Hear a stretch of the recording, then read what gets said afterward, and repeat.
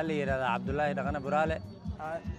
waxaan nahay deegaanka dadkan degan maartay county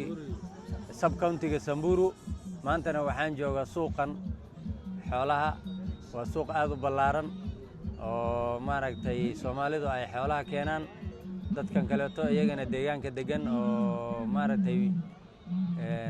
nooc walba leh iyagana maaragtay xoolahay keenaan marka maalinka sabtida ayaa suuqa ah okay maxaad qabataan adinka groupkiina anaga groupka iyaga waxaa la yiraahdaa Bayaan welfare marka shaqooyin ballaaran baan qabanaa company baan nahay iskuulaan dhisnaa wadooyinka dhisnaa biyo gelin baan sameynaa maaragtay waxaan sameynaa taayara iyagana maaragtay aan county ku supply garaynaa jira marka waxyaalo badan oo horumar ah ayaan qabanaa arigana ma dhaqdaan arigana iyagana maaragtay waan ka shaqaynaa oo becsharada ariga maaragtay company-yaga aad buu maaragtay company-ga u ballaaran yahay marka waxyaalo badan soo hasgeli oo becshara ah waxaa soo hasgeli ariga ilaa idaha maaragtay lo'da wax oo dhanba maaragtay waan ka shaqaynaa marka ariga aad haysaan oo kale ma feed loda leedihiin oo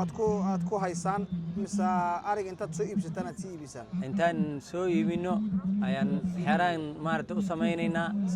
marka saasaan markayaan haddana suuqa u keenaynaa waan sii gadaynaa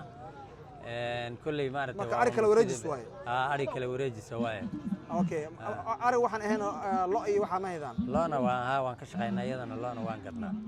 okay barnaamijka marka company-ga saad sheegtay waa woman welfare waaye waa badan macnaha dumarka waaye dumarka weeyo waana dumar aad u fara badan marka oo Soomaali maaragtay marka waa baraarujinta dumarka macnaha baraarujinta dumarka weeyo horumarkooda maaragtay ayaa laga shaqeyn marka haweenka waxyaalo badan oo maaragtay ay ka shaqeeyaanba oo ay qabtaan ay jireen okay memberka marka meeqo camal waaye oo memberka hadda waxay marahayaan 110 qof ay marahayaan hadda maxaa shuruud ah marka qofkii raba inuu ka mid noqdo waxaa shuruuda waxa weeyaan qofka shuruudo badan jiro maaragtay hadda aan meesha ku soo koobi karin saddexda ugu horeyso maxaa waaye laakiin muhiimku waxa weeyaan qofku inuu isqoro kadib maaragtay registration fees jira sax marka saas registration fee mise waaye waxa weeyaan registration fees adiga 3,000 meelahaas weeyo sax marka kadib baad marka ayaad wixii bilihii la soo waday iyo sanadkii la soo waday inta ayada lacagta bixinay okay waxa ayuutamiya marka waaye ayuutama ayuutama lacag maaragtay la dhigi weeyo oo shaqo lagu qabani okay dumarka maxaad u qabanaysaan marka waaye dumarka isqora oo membership-ka baxsha maxaad ka caawinaysaan dumarka waxaan ka caawinaynaa lacag ba account-iga u geli lacagtaas maaragtay iyaga ay leeyihiin marka waa sidii maxaa la saako camal waaye saako waaye lacag maaragtay baa u ururi hadda lafteeda maaragtay salootaan qaadanay sax oo maaragtay aan xoolo ku qallo soo marka lacagta marba qof la siinayaa maya waa lacag la wada leeyahay weeyo lacag la wada leeyahay waxa weeyaan way ku darsami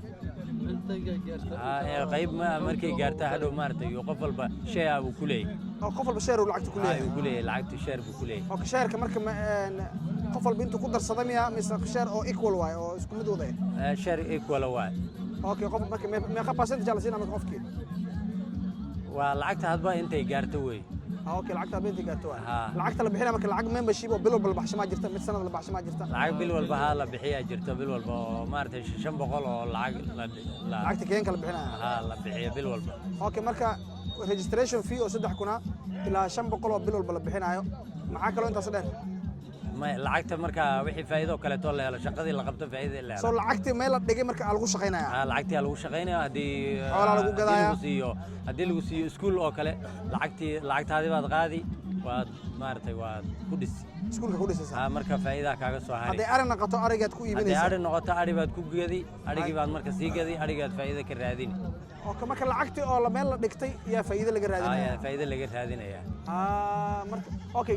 haweenka oo Soomaaliyeed oo qurbaha joogaan ma u furan yahay barnaamijkan waa welcome baan leenahay waan soo dhaweynaynaa qof walba oo Soomaali oo horumar iyo maartay hada aqli nagu soo kordhinaya aad baan ugu baahanahay sharuudaha marka maxaa kamid ah tiri qofka inuu Soomaali yahay muhiim ah ma inuu Soomaali yahay muhiim ah qofku waa inuu bini'aadan yahay waa inuu bini'aadan yahay oo maartay oo horumar keenayo aqli maartay ku soo kordhinaya oo ku noqonaynin maartay aan dib u keenaynin qofka lacag baxsha marka xoog ma looga baahan yahay maartay lacag intuu baxsho inuu iska fadhiisto lacag inuu intuu baxso iska fadhiisto looma baahno inuu maartay uu ra'yi keeno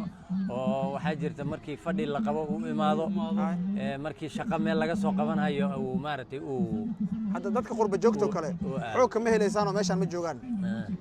lacagtii membershipka ay bixin karaan hadalna telefoon ay ku hadli karaan laakiin meeshaan inay awoodaan inay imaadaan ma awoodaan taas maartay qofka asaga waxa weeyaan waa la ogaani waa qof gooni oo markaas uu ka maqan yahay saaxadu markaa ka maqan yahay marka waxay noqoni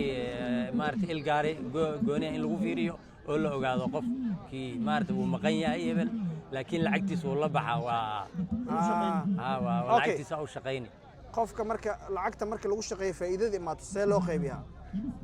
faa'iidada dadkii ma loo qaybinaa bishii la qaybinaa ma sanadkii la qaybinaa maya hadba maaragtay sidii lagu heshiiyo wey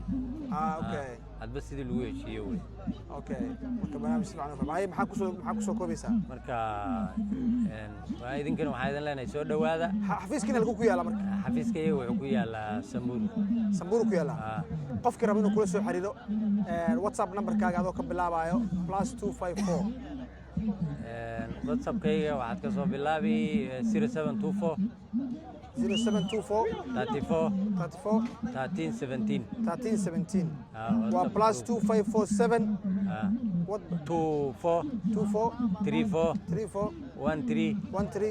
1317 hay la soo xiriir magacaaguna ahay Cabdullaahi Dhaqane Buraale qaybtaada soo dhawaada